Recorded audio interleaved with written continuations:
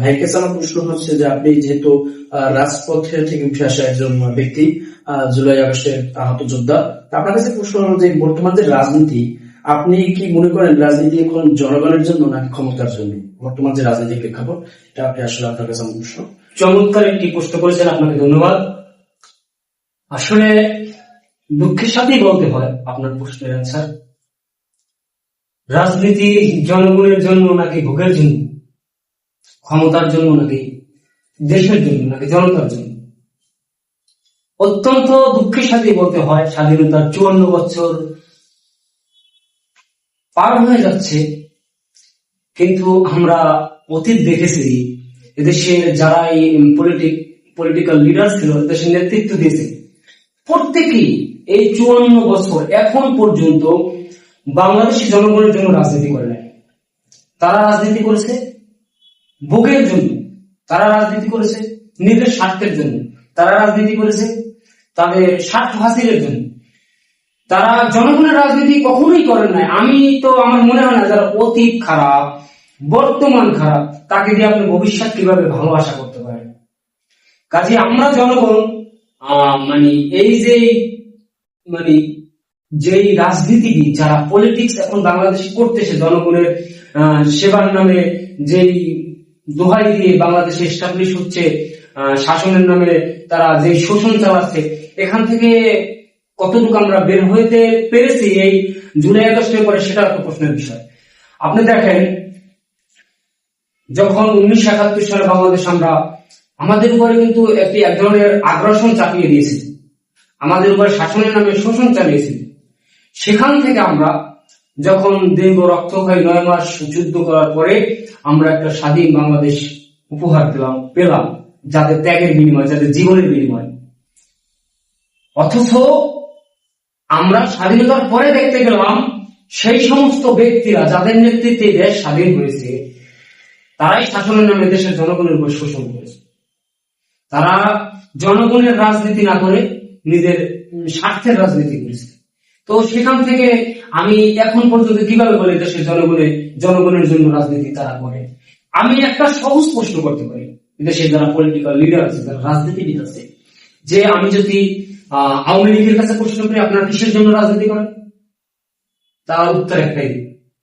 বিএনপির কাছে যদি প্রশ্ন করি আপনারা কিসের জন্য রাজনীতি করেন, বিএনপি প্রশ্নের উত্তর একটাই। জামাতের কাছে যদি প্রশ্ন করি আপনারা কিসের জন্য রাজনীতি করেন, তারা বলবে আমরা দেশের জনগণের জন্য রাজনীতি করি। প্রত্যেক একই অ্যান্সার দেবে। আচ্ছা, আমার কাছে আমার প্রশ্ন হচ্ছে যে আপনারা যে বললেন আপনি বর্তমান যে পরিস্থিতি বা এই বিষয়টা, আমি একটু বলি কাউন্টার দেওয়ার জন্য, কিন্তু আমি প্রশ্ন হচ্ছে যে জুলাই আগস্ট যে উদ্দেশ্য নিয়ে আপনারা করেছি, জুলাই আগস্ট একটা অভ্যুত্থান, আসলে কি এই অভ্যুত্থানটা কি এখন পর্যন্ত এই দেশের মানুষ ধরে রাখতে পারছে, বা যারা এই অভ্যুত্থানের নেতৃত্ব দিয়েছে এটাকে কি তারা কেন্দ্রিক করেছে কিনা, বা ক্ষমতার কোনো অপব্যবহার হচ্ছে কিনা বলে আপনি মনে করেন? যেটা আপনি একজন আহত, আসলে আপনি দেখেন আমরা রাজপথে কেন নামছিলাম আপনারা জানেন? আমরা জুলাই আগস্টে কিছু এদেশের সূর্য সন্তান, যারা একসময় সূর্য সন্তান ছিল, যারা জেনজির আন্দোলনের মাধ্যমে আমরা কিন্তু এদেশের সকল শ্রেণী পেশার মানুষ আমরা রাজপথে ঝাঁপিয়ে গেছিলাম, জীবন দিয়েছি, আহত হয়েছে, চোখ হারিয়েছে, পা হারিয়েছে, পঙ্গুত্বকরণ করেছে। কেন আমরা রাজপথে সে সময় ঝাঁপিয়ে পড়েছি? আমাদের লক্ষ্য উদ্দেশ্য ছিল একটাই, যেই শাসনের নামে শোষণ, দেশের মানুষের মৌলিক অধিকার, তাদের যে সমস্ত চাহিদা ছিল, ভোট অধিকার থেকে শুরু করি, সেগুলো কোনোটাই যখন আমরা পাচ্ছিলাম না, সে বিধায় আমরা কিন্তু আন্দোলনে সকল শ্রেণী পেশার মানুষ নেমেছি, বুক পেতে দিয়েছি বুলেটের সামনে। আমরা বেশিরভাগ মুক্ত করতেও পেরেছি 5ই আগস্ট। কিন্তু 7ই আগস্ট থেকে আমরা যেটা পেয়েছি বাংলাদেশে, অত্যন্ত দুঃখের সাথে, লজ্জার সাথে, কষ্টের সাথে বলতে হয়, কথা বলতে হৃদয়ে রক্তক্ষরণ হয়।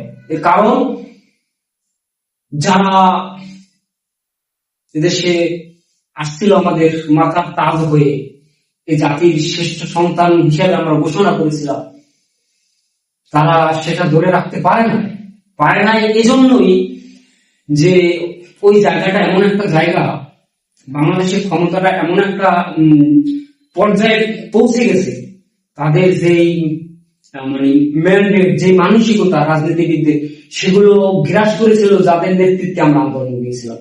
আপনি দেখেন, আন্দোলনের পরে দেশে ঘরের ছেলে ঘরে যাওয়ার কথা ছিল, এই ছাত্রদের তাদের শিক্ষাঙ্গনে ফিরে যাওয়ার কথা ছিল, কিন্তু তারা চিন্তা করছে না আমি লেখাপড়া শেষ করে একটা চাকরি করব, কতদিন আমি কোটি টাকার মালিক হব, কতদিন আমার এইরকম এস্টাবলিশ হতে পারবো, বাড়ি গাড়ি করতে পারবো। তারা সেই চিন্তা থেকে তারা শিক্ষাঙ্গনে ফিরে না গিয়ে তারা লুটতরা শুরু করবে। আমরা মূলত যে কাজের জন্য এদেশ থেকে বেশিরভাগ মুক্ত করেছিলাম, সেগুলো আমরা কোনটাই করতে পারিনি, কারণ তারা আমাদেরকে বড় স্বপ্ন দেখিয়েছিল যে দেশে বাবার রাজনীতি, স্বামীর রাজনীতি, এই পরিবারতন্ত্র রাজনীতি আমরা চাই না, আমরা এদেশের নতুন ধারার রাজনীতি শুরু করতে চাই। সেই ধরনের স্বপ্ন তারা আমাদেরকে দেখিয়ে আমাদেরকে মানে বুড়িগঙ্গার জলে ডুবিয়ে দিয়ে তারা কিছু রাজনৈতিক দলের সাথে 10টা-5টা সিটের জন্য আপোষ করে গেল। এইগুলো আমাদেরকে এই পর্যায়ে নিয়ে আপনাকে ধন্যবাদ।